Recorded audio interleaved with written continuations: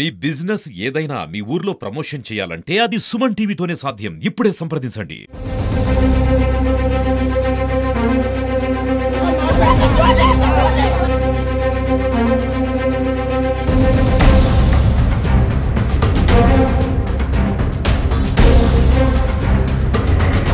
Tirupati SV university వద్ద ఇంకా ఆందోళన కంటిన్యూ అవుతోంది. డిప్యూటీ మేయర్ ఎన్నిక నేపథ్యంలోనే కొంతమంది వైసీపీ కార్పొరేటర్లని టీడీపీ నేతలు కిడ్నాప్ చేశారని చెప్పి వైసీపీ కార్పొరేటర్లు ఏదైతే ఎలక్షన్ని బాయ్కాట్ చేసి ఇక్కడే కూర్చుంటున్నటువంటి పరిస్థితి చూడొచ్చు. పెద్ద సంఖ్యలో ఇక్కడ ఉన్నటువంటి కార్పొరేటర్లు లోనికి వెళ్లకుండా తమ కార్పొరేటర్లని విడిచిపెడితే కానీ తాము ఓటు హక్కు వినియోగించుకోపోము అని భీష్మించి కూర్చున్నటువంటి దృశ్యాలు మనం చూస్తున్నాం. పెద్ద సంఖ్యలో ఇక్కడ కార్పొరేటర్లతో పాటు వైసీపీ క్యాడర్ కూడా చేరుకుంది. అయితే బస్సులో తీసుకొచ్చినటువంటి వైసీపీ క్యాడర్ని కంప్లీట్గా అక్కడ ఉన్నటువంటి కూటమి నేతలు బలవంతంగా లాక్కొని వెళ్లారని చెప్పి చెప్తున్నారు. దాంతోపాటు కూడా వైసీపీ కార్పొరేటర్లతో పాటు టీడీపీ కార్పొరేటర్లకు సంబంధించి కొంతమందిని వీళ్ళు బెదిరించారని చెప్పి, అంటే ఇరు పక్షాలకు సంబంధించినటువంటి ఆందోళనలు కంటిన్యూ అవుతున్నటువంటి నేపథ్యంలోనే అటు ఎంపీ గురుమూర్తి అదే రకంగానే దాంతోపాటు ఇక్కడ ఉన్నటువంటి వైసీపీ క్యాడర్ మొత్తం కూడా చేరుకున్నటువంటి పరిస్థితి కనిపిస్తుంది. ఎంపీ గురుమూర్తి సార్ ఏం చెప్తారు? ఇంత బైకాట్ చేశారా లేకపోతే ఎన్నికకి వెళ్తారా ఏంటి? వెన్నికకి వెళ్ళే పరిస్థితి ఇక్కడ కనపడట్లేదు. ఎందుకంటే మా కార్పొరేటర్లని దాదాపు 10 మందిని మ్యాన్ హ్యాండిల్ చేసి బస్సు ఆపి అద్దాలు పగలగొట్టి ఏ రోజైనా తిరుపతిలో ఇలాంటి సంఘటనలు జరిగింది మీరు ఎప్పుడైనా చూసారా? ఈరోజు మీ కళ్ళ ముందే మీ మీడియా సాక్షిగా జరిగినటువంటి దాడి ప్రజాస్వామ్యం మీద ఇది ఎవరు సహించరన్నది. మా కార్పొరేటర్లు 10 మందిని తీసుకొస్తే తప్ప మేము పోలేని పరిస్థితి, లోపల కోరం కూడా లేని పరిస్థితి. మరి ఎలక్షన్ ఏ విధంగా జరుగుతుందో ఎలక్షన్ అధికారి ఎలక్షన్ కమిషన్ ఏం చేస్తుందో మేము ఎదురు చూస్తాను. ఖచ్చితంగా వాళ్ళు వస్తే కానీ మేము పోలేని పరిస్థితి. ఎవరు తీసుకెళ్ళాలి సార్ వాళ్ళు? టీడీపీకి సంబంధించి కూటమికి సంబంధించిన యొక్క నేతలు బస్సు మీద దాడి చేసి బలవంతంగా కిడ్నాప్ చేయడం జరిగింది. పోలీసులు వారిని తీసుకొస్తే మేము ఎలక్షన్కి పోవాల్సి వస్తుంది. అంటే ఎంతమంది కార్పొరేటర్లు వచ్చారు మీరు?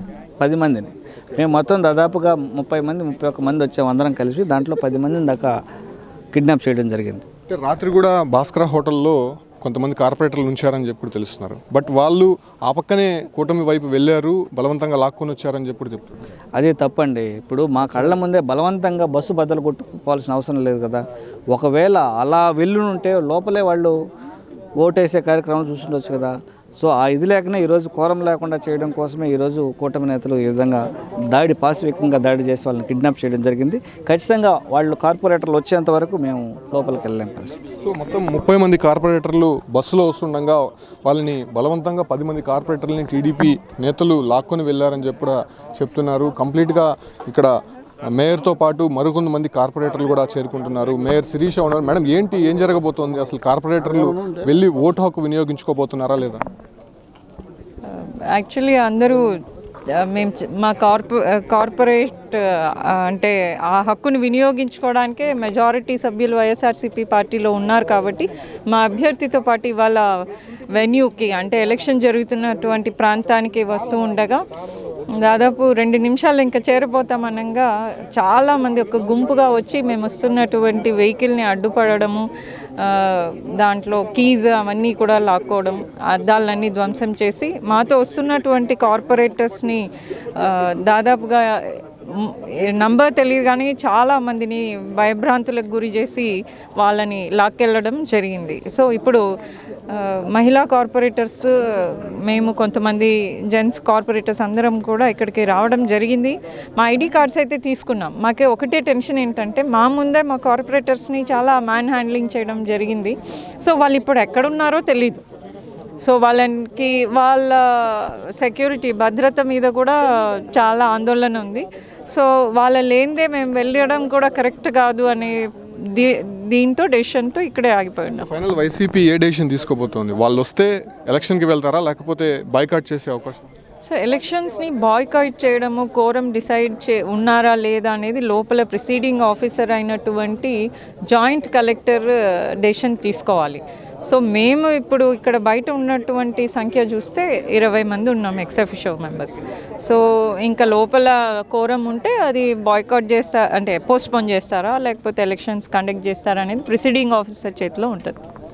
సో సో డిప్యూటీ మేయర్ ఎన్నిక జరుగుతుందా లేదా అనేటువంటి సందిగ్ధత నెలకొంది. కంప్లీట్గా చూస్తున్నాం, వైఎస్ఆర్సీపీ కార్పొరేటర్లు ఇక్కడికి చేరుకున్నారు. కాకపోతే 30 మందికి పైగా కార్పొరేటర్లు బస్సులో వస్తుండగా అడ్డుకొని బలవంతంగా వాళ్ళని కొంతమందిని కిడ్నాప్ చేశారని చెప్పి కూడా ఇక్కడ మేయర్తో పాటు ఎంపీ గురుమూర్తి చెప్తున్నారు. బట్ వాళ్ళు వచ్చేంత వరకు మేము లోపల ఎలక్షన్కి వెళ్ళము, కోరం తక్కువగా ఉంది కాబట్టి ఎలా ఎలక్షన్ చేస్తారో చూస్తామని చెప్పి కూడా ఇక్కడ ఉన్నటువంటి వైసీపీ కార్పొరేటర్లు భీష్మించి కూర్చున్నారు. కంప్లీట్గా యూనివర్సిటీ సెనేట్ హాల్ అనేది అక్కడ ఉంటుంది. సో ఆ ప్రాంతానికి ముందే కార్పొరేటర్లంతా కూడా ఇక్కడికి చేరుకున్నారు. ఎవరిని కూడా లోపలికి పంపించకుండా ఇక్కడ పోలీసులు అయితే మాత్రం గట్టి భద్రతా చర్యలు చేపట్టినప్పటికీ కూడా కార్పొరేటర్లు వాళ్ళ హక్కుని వినియోగించుకునేందుకు ఇక్కడికి చేరుకున్నారు. కాకపోతే ఏదైతే మా తోటి కార్పొరేటర్లు ఎవరైతే ఉన్నారో వాళ్ళంతా కూడా ఇక్కడికి వదిలితే తప్ప మేము ఎలక్షన్కి వెళ్ళమని చెప్పి కూడా భీష్మించి కూర్చున్నారు. బట్ ఏం జరుగుతుంది, అసలు ఎలక్షన్ జరుగుతుందా లేదా అనే దానిపైన మాత్రం ప్రస్తుతం యూనివర్సిటీలో కొంత ఆందోళన పరిస్థితి అయితే కంటిన్యూ అవుతుంది.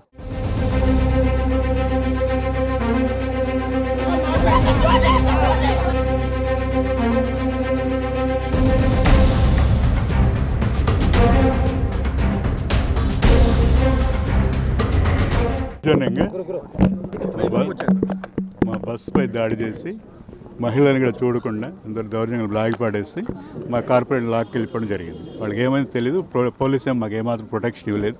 దానికి నిరసనగా ఈరోజు మేము బాయ్కాట్ చేస్తున్నాం. ఎందుకంటే కోరం లేదు, కోరం లేకుండా ఇంకొక జరగదు కాబట్టి